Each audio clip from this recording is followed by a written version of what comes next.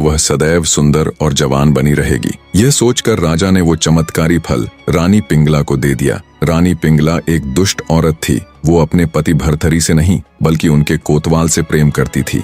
राजा भर्तरी इस बात से बिल्कुल अनजान थे। जब उन्होंने अपनी रानी को वो चमत्कारी फल दिया तो रानी पिंगला ने सोचा, यदि मैं ये फल कोतवाल को दे दूं तो कितना अच्छा रहेगा। जब कोतवाल इसे खाएगा तो वह लंबे समय तक जवान और हट्टा कट्टा बना रहेगा और उनका प्यार और अधिक प्रगाढ़ हो जाएगा। ऐसा विचार कर रानी ने वो चमत्कारी फल अपने प्रेमी कोतवाल को दे दिया। पर वो कोतवाल रानी पिंगला से नहीं बल्कि एक वेश्या से प्रेम करता था। जब रानी ने उसे फल दिया तो उसने भी बहुत विचार किया कि इसका क्या किया जाए। अंततः उसने वो फल अपनी प्रेमिका यानी उस वेश्या को दे दिया। वेश्या को जब वो चमत्कारी फल मिला तो वो अत्यधिक आनंद से भर गई। सोचा, अब उसका ये सुंदर रूप, ये सुंदर जवान चेहरा हमेशा ऐसा का ऐसा ही बना रहेगा और वो सदैव सुंदर और जवान दिखती रहेगी। पर अगले ही पल उसे ये सोचकर झटका सा लगा कि वो सदैव जवान और सुंदर बनी रहेगी तो उसे ये गंदा काम भी सदैव ही करते रहना पड़ेगा। ये विचार आते ही वो एकदम निराश हो गई और विचार करने लगी कि ये फल वो किसे दे।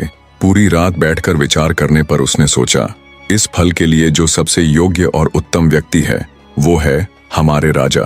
हाँ, इस फल की सबसे ज्यादा जरूरत हमारे राजा को ही है।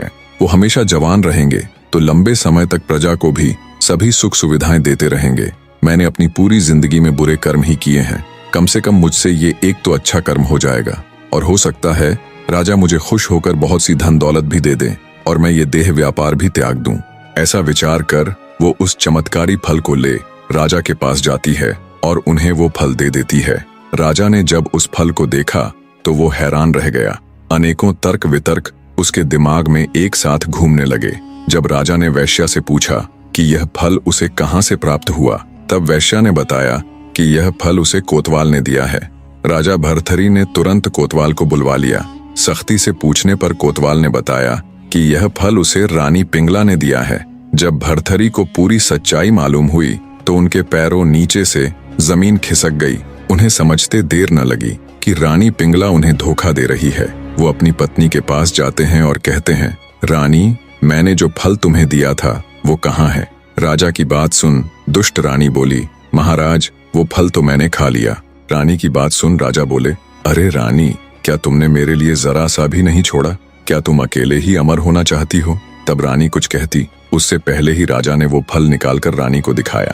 रानी ने जब उस फल को राजा के पास देखा तो उसके पैरों नीचे से जमीन खिसक गई।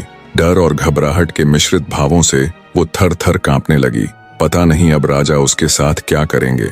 पर राजा भर्तरी बिना रानी को एक भी शब्द बोले वहां से चले जाते